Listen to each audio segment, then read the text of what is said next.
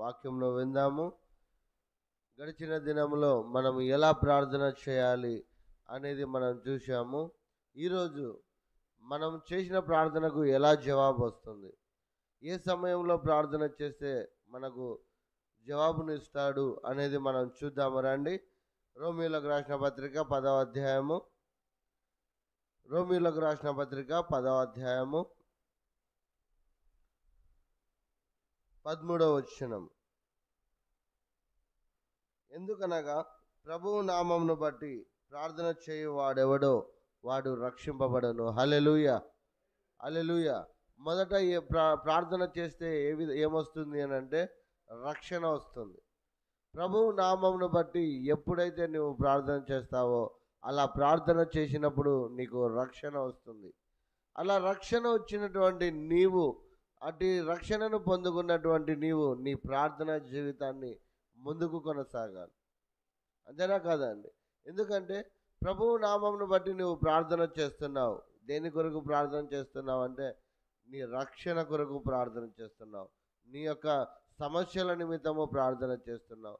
నీ కష్టాల నిమిత్తము ప్రార్థన చేస్తున్నావు. అంతేనా కాదండి? ఇప్పుడు సాధారణంగా చూడండి, ఎవరినైనా సహాయం అడుగుతున్నాము అని అంటే దేని కొరకు అడుగుతాం? మనకు ఇబ్బంది ఉందనే కదా, మనకు కష్టం ఉందనే కదా మనం సహాయం అడుగుతాం.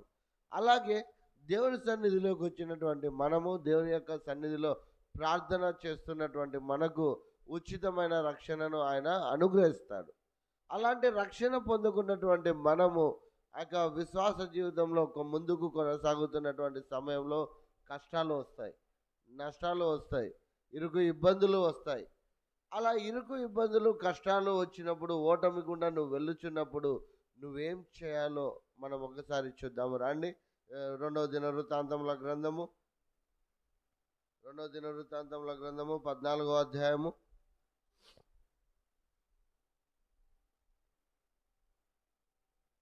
14వ అధ్యాయము 11వ వచనం నుంచి, పేజ్ నెంబర్ 370. ఆస తన దేవుడైన యెహోవాకు మొరపెట్టి, యెహోవా విస్తారమైన సైన్యము చేతిలో ఓడిపోకుండా బలము లేని వారికి సహాయము చేయుటకు నీకన్నా ఎవ్వరునూ లేరు. మా దేవా యెహోవా, మాకు సహాయము చేయము. నిన్నే నమ్ముకొని ఉన్నాము. నీ నామమును బట్టియే ఈ సైన్యమును ఎదిరించుటకు బయలుదేరి ఉన్నాము. యెహోవా, నీవే మా దేవుడవు. నరుమాత్రులను నీ పైన జయమందనీయకుమని ప్రార్థింపగా. హల్లెలూయా, హల్లెలూయా. ఇక్కడ చూడండి, రాజు అయినటువంటి ఆస యుద్ధానికి వెళుతున్నాడు. అలా యుద్ధానికి వెళుతున్నప్పుడు వీరి సైన్యమేమో కొంచెము, శత్రువుల సైన్యమేమో ఎక్కువగా ఉంది. అలా ఎక్కువగా ఉన్నటువంటి శత్రువుల మీదకి యుద్ధానికి వెళుతున్నప్పుడు ఆస భయపడలేదు. ఎందుకంటే తన దేవుని బట్టి ధైర్యం తెచ్చుకొని మార్గంలో వెళ్ళుచుండగానే ప్రార్థన చేశారు. నీ ప్రార్థనకు జవాబు ఎప్పుడే వస్తుందయా అని అంటే నువ్వు వెళుతున్న సమయంలో కూడా నువ్వు నమ్మి ప్రార్థన చేసినట్లయితే నువ్వు విజయాన్ని చూడగలుగుతావు, నువ్వు విజయాన్ని పొందుకోగలుగుతావు.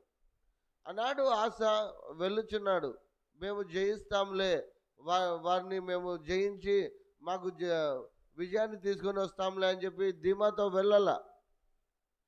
శత్రువులు ఎక్కువగా ఉన్నారని తెలిసి మార్గంలో వెలుచునగానే ప్రార్థన చేస్తున్నాడు.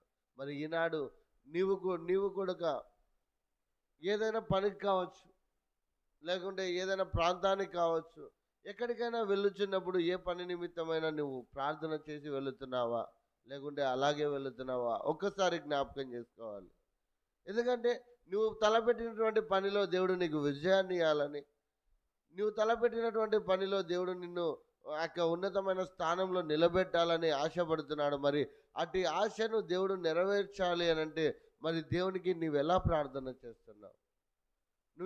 నువ్వు ఎలా దేవుడి సన్నిధిలో విజ్ఞాపన చేస్తున్నావు? ఆనాడు ఆస ప్రార్థించాడండి.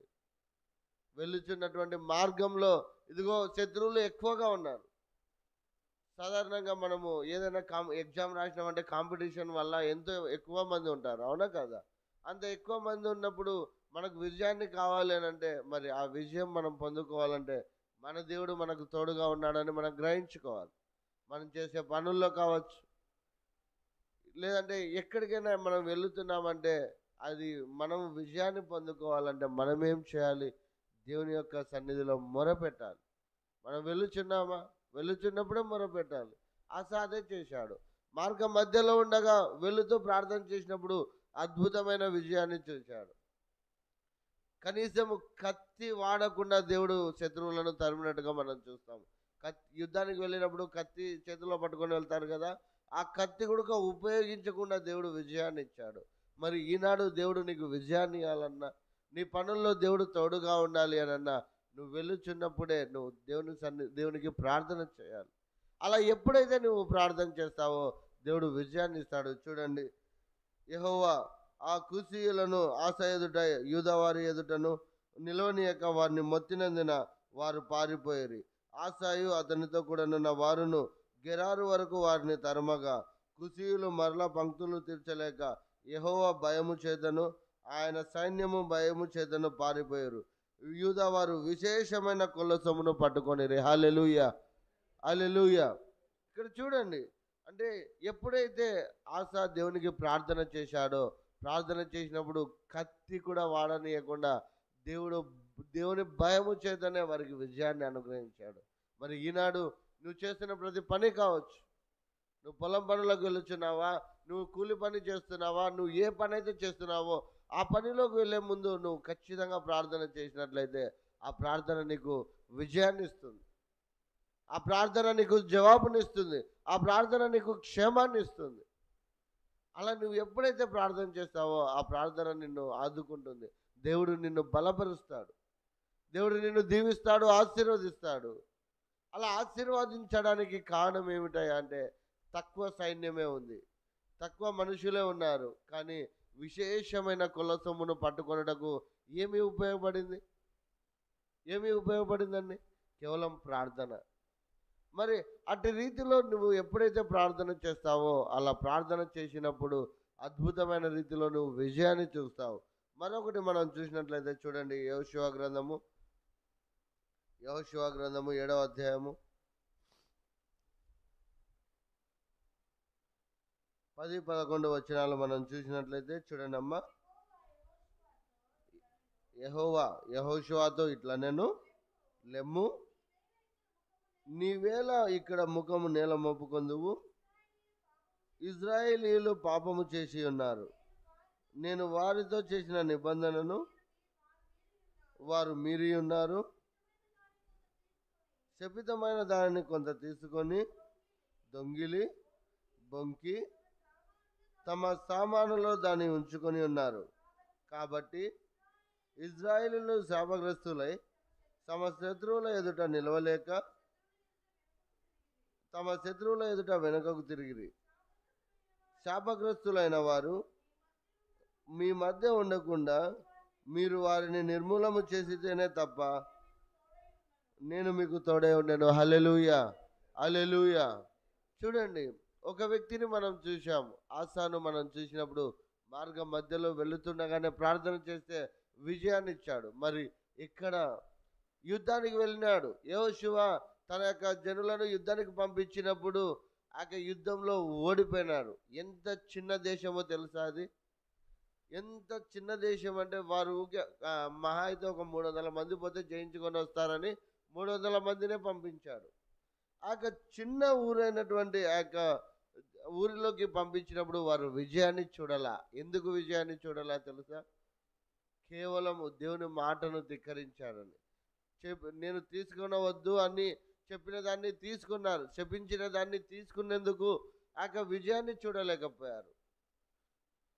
ఇక్కడ దేవుడు స్పష్టంగా తెలియజేస్తున్నాడు, మీలో ఏదైనా పాపం ఉన్నట్లయితే ఆ పాపమును బట్టి నేను మీకు తోడే ఉండనని స్పష్టంగా తెలియజేస్తున్నాను. ఒకవేళ ఈ ఉదయకాల సమయంలో మనం ఈ వాక్యం వింటున్నటువంటి మనలో దేవుని యొక్క జవాబు మనం పొందుకోవాలని ఆశపడుతున్నాం, రైట్? అలాగే దేవుని సన్నిధిలోకి వస్తున్నటువంటి మనలో ఏదైనా పాపం ఉందేమో ఒక్కసారి చూసుకోవాలి, ఖచ్చితంగా చూసుకోవాలి. అదే అంటున్నాడు, ఈ మీరు శపితమైన దానిని తీసివేస్తేనే తప్ప నేను మీకు తోడై ఉండనని అంటున్నాడు. అంటున్నాడా లేదండి? నేను మీకు తోడై ఉండాలి అని అంటే మీరు మీ ఆ యొక్క పాపముల నుంచి విడిచిపెట్టాలి, విడుదలను పొందుకోవాలి. ఆ పాపముల నుంచి మీరు వేరు కావాలి.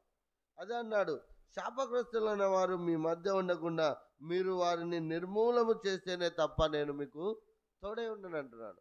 అంటే ఆనాడు యోషువ తన జనులను యుద్ధానికి పంపించినప్పుడు కేవలం ఒక్క వ్యక్తి శపించిన దానిలో కొంత తీసుకొని వచ్చి తన గుడారంలో దాచిపెట్టుకునేందుకు ఇజ్రాయేలు జనాంగానికే శాపాన్ని తీసుకొచ్చాడు, ఓటమిని తీసుకొని వచ్చాడు. మరి నీవు ఒకవేళ దేవుని దృష్టిలో ఏదైనా పాపము నీలో కనబడిందంటే మరి నీ కుటుంబానికే ఆ శాపం వస్తుంది, నీ కుటుంబమే ఆ బాధలు భరించవలసి వస్తుంది. అంతేనా కాదండి? ఒక వ్యక్తి తప్పు చేసినాడంటే తన కుటుంబము సఫర్ అవుతుందా లేదా? ఖచ్చితంగా సఫర్ అవుతుంది. ఎందుకంటే ఆనాడు ఆ ఒక్క వ్యక్తి పాపం చేసినటువంటి పాపానికి బదులుగా 300 మంది బలైపోయారు.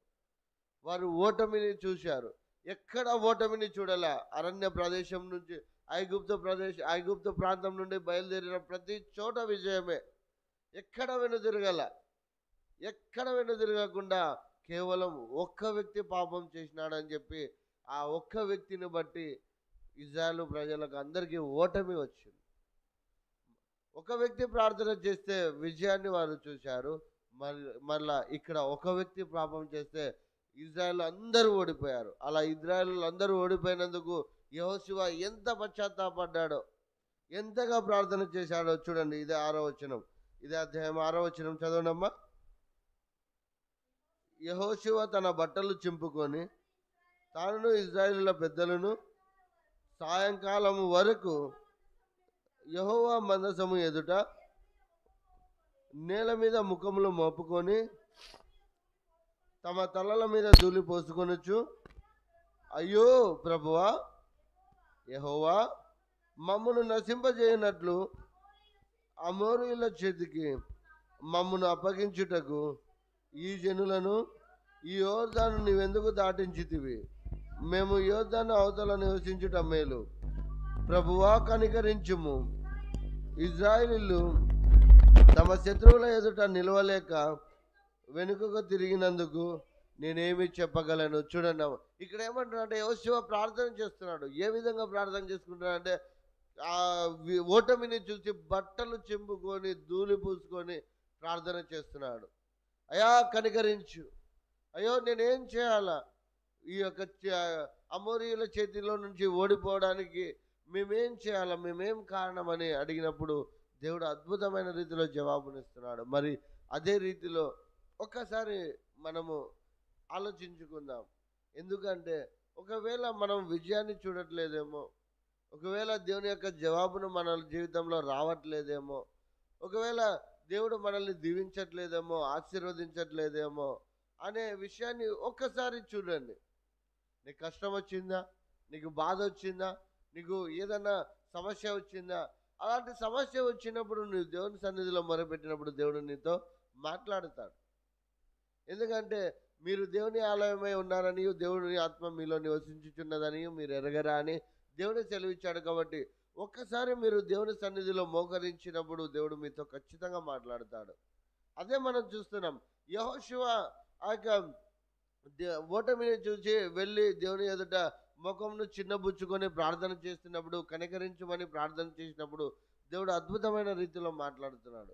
మీలో నేను చెప్పిన దాన్ని వినలేదు కాబట్టి శపితమైన దాన్ని తీసుకొని ఉన్నారు కనుక వారిని నిర్మూలము చేస్తేనే తప్ప నేను మీకు తోడే ఉండనని అంటున్నాడు. మరి ఈ ఉదయకాల సమయంలో ఈ మాటలు వింటున్నటువంటి నీవు ఒకవేళ మన జీవితంలో దేవునికి అయిష్టమైనది ఏదైనా ఉన్నదేమో, గడిచిన దినంలో కావచ్చు, గడిచిన రాత్రంతా కావచ్చు, నూతన దినంలోకి అడుగు పెడుతున్నాము. నూతన దినంలో మనం విజయాన్ని చూడాలి.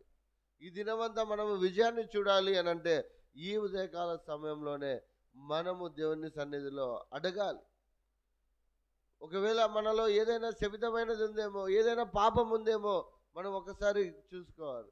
కేవలం ఒక్క వ్యక్తి పాపము చేస్తేనే, ఒక వ్యక్తి శపితమైన దాన్ని తీసుకుంటేనే తన కుటుంబమే నాశనం అయిపోయింది. అలాగే తన దేశ ప్రజలు నాశనం అయిపోయారు. శత్రువుల నుంచి ఓటమి వారు చూశారు. అదే చూస్తాం కదా, చూడండి. ఇదే 7వ అధ్యాయము 24వ వచనం చూడండి. తర్వాత యెహోషువయు ఇశ్రాయేలులందరూ జెరహు కుమారుడైన ఆకానును, ఆ వెండిని, ఆ ప్రవస్త్రమును, ఆ బంగారు కమ్మిని, ఆకాను కుమారులను కుమార్తెలను, ఎద్దులను గాడిదలను, మందడేరను, వానికి కలిగిన సమస్తమును పట్టుకొని ఆకోరు లోయలోనికి తీసుకుని వచ్చిరి. అప్పుడు యెహోషువ, నీవేళ మమ్మను బాధపరిచితివి, నేడు యెహోవా నిన్ను బాధపరచుననగా ఇశ్రాయేలులందరూ వానిని రాళ్లతో చావగొట్టిరి. చూడండి, ఒక్క వ్యక్తి పాపం చేస్తే తన కుటుంబము బలైపోయిందండి. తన కుమారులు కుమార్తెలు తను సంపాదించుకున్న ఆస్తి మొత్తము, ఆఖరికి పశువులు కూడా వేరే వాళ్ళ వశం అయిపోయినాయి. మరి ఈనాడు నీకు అది దూరం అవుతుంది. ఒకవేళ నీవు ఆ రీతిలో వెళుతున్నావేమో ఒకసారి ఆలోచించి. నీ కష్టం వచ్చింది, నీ ఒక్కరి వల్ల నీ కుటుంబం సఫర్ అవుతుందంటే ఒకసారి ఒప్పుకుందాం. ఆనాడు ఆకాను చేసినది చిన్నది, శపితమైన దాన్ని, వస్త్రాలను, వెండిని, బంగారును తీసుకొని వచ్చి ఎక్కడ దాచిపెట్టాడంటే తన డేరాలో గుంత తీసి మరీ దాపెట్టాడు. పాపానికి ఒక తత్వం ఉంది. పాపము చేసినప్పుడు భోగాన్ని ఇస్తుంది, సుఖాన్ని ఇస్తుంది, సంతోషాన్ని ఇస్తుంది. కానీ ఆ పాపమే నిన్ను పట్టుకుంటుంది, ఆ పాపమే నిన్ను పట్టిస్తుంది. ఆకాను అనుకున్నాడు, ఎవరు చూడలేదులే, ఈ నుండి దాటిపోతే ఇంకా అది మాదే అయిపోతుందిలే అని అనుకున్నాడు. కానీ దేవుడు చూసి దేవుడు పట్టించాడు. అందుకే అంటాడు కదా, యెషయా గ్రంథము 1వ అధ్యాయం 18వ వచనంలో ఒక మాట అంటాడు చూడండి. యెషయా గ్రంథము 1వ అధ్యాయము 18వ వచనము, యెహోవా ఈ మాట సెలవిచ్చుచున్నాడు, రండి మన వివాదము తీర్చుకుందుము. మీ పాపములు రక్తం వలె ఎర్రనివైనను అవి హిమం వలె తెల్లబడును, కెంపు వలె ఎర్రనివైనను అవి గొర్రెబొచ్చు వలె తెల్లని వగును. మీరు సమ్మతించి నా మాట వినిన యెడల మీరు మీ భూమి యొక్క మంచి పదార్థములను అనుభవించరు. హల్లెలూయా, హల్లెలూయా. ఒకవేళ మనము దేవుడు మనల్ని చూసినప్పుడు ఏదైనా పాపం మనలో ఉన్నట్లయితే ఒక్కసారి మనము దేవుని సన్నిధిలో మొరపెడదాం, ప్రార్థన చేద్దాం, మన వివాదాన్ని తీర్చుకుందాము దేవునితో. అయ్యా, నాకు ఈ కష్టం వచ్చింది, నాకు ఈ బాధ వచ్చింది, నేను ఈ యొక్క అనారోగ్యంతో బాధపడుచున్నాను అని అంటే అది కేవలం నేను చేసిన అపరాధం వల్లనే అని ఒక్కసారి మనము ప్రశ్నించుకుందాం. ఒక్కసారి మనము దేవుని సన్నిధిలో మొరపెడదాం. అలా మొరపెట్టినప్పుడు మనకు విజయాన్ని ఇస్తాడు దేవుడు. మన పాపములు ఎన్ని ఉన్నా కానీ అవి ఖచ్చితంగా దేవుడు క్షమిస్తాడు, మనకు పరిశుద్ధతను దయచేస్తాడు. అటు పరిశుద్ధతను దేవుడు దయచేయాలి అని అంటే మనము దేవుని సన్నిధిలో ఒప్పుకోవాలి. అలా వాటిని ఒప్పుకొని మనం ఎప్పుడైతే విడిచిపెడతామో అలా విడిచిపెట్టినప్పుడు ఖచ్చితంగా దేవుడు మనల్ని దీవిస్తాడు. ఒక వ్యక్తి ప్రార్థన చేస్తే కత్తి వాడకుండానే యుద్ధంలో విజయాన్ని చూసి అంత కొల్ల సొమ్మును పట్టుకుంటే, ఒక్క వ్యక్తి పాపం చేసిన దానికోసము ఇశ్రాయేలులో అందరూ ఓడిపోవాల్సి వచ్చింది. పైపెచ్చు ఆ వ్యక్తి పాపం చేసిన దానికి తన కుమారులు కుమార్తెలు తన సమస్తము కోల్పోవలసి వచ్చింది. మరి నువ్వు ఏ కోవలో ఉంటావు? నువ్వు ఏ మార్గంలో వెళ్తావు? దేవునికి మొరపెట్టి దేవుని సన్నిధిలో కడుగబడేవాడిగా ఉంటావా?